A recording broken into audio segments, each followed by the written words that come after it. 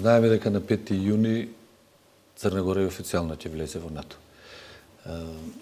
Она што поранешниот државен секретар на Америка, Џон Кери, го кажа дека Македонија и заедно уште неколку други се на таа прочуна реченица се на првата линија на огнот. После настаните во Црна Гора на парламентарните избори и обидот за пуч се покажа дека навистина биле точни. Така што и овие настани, значи мешувањето на Русија во целата таа во одбрана трансферзалата што оди од, да кажам, од Будимпешта, Белград до Скопје, со тој крак до Подгорица, мислам дека и помогна на Македонија и на Црна Гора да биде, не ние да се лечиме, туку да биде извлечена од чекалната таму кај што се наоѓа и да биде поставена веќе на сцената кај што треба да се решат што е можно побрзо проблемите.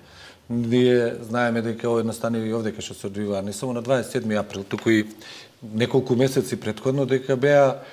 на одреден начин поттикнувани, не велам дека имало вмешување, тоа ние не можеме да го знаеме веројатно, но дека биле поттикнувани на овој или на оној начин од Москва за да може да се направи една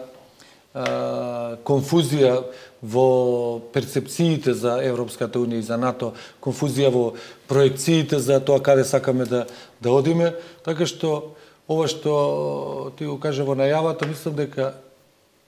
не да ќе помогне, туку ќе го забрза, според мене не двојно, може и тројно патот на Македонија кон НАТО, пред се кон НАТО. Сега очекуваме на 25-ти самитов како ќе се во Брисел, како ќе се држува, и за мене е многу важно до тој датум Македонија да има влада. Бидејќи ако има влада или барем да има мандатар, ќе биде покорен. Ние знаеме на претходниот самит во Варшава дека Иванов не отиде. А сега во оваа шанса ние не смееме да ја пропуштиме. Тука се, значи, новата администрација, Емануел Макрон ќе биде, тоа ќе биде првата негова голема после инаугурација сега во недела, првата негова голема средба со сите државници. Не смееме да ја пропуштиме таа шанса и мислам дека и сите овие напори што се случуваат со европски амбасадори и со други да се забрза целиот процес, претпоставувам дека е дел да новата администрација во Македонија да биде присутна таму за да може на лице место да се направат некакви сделки.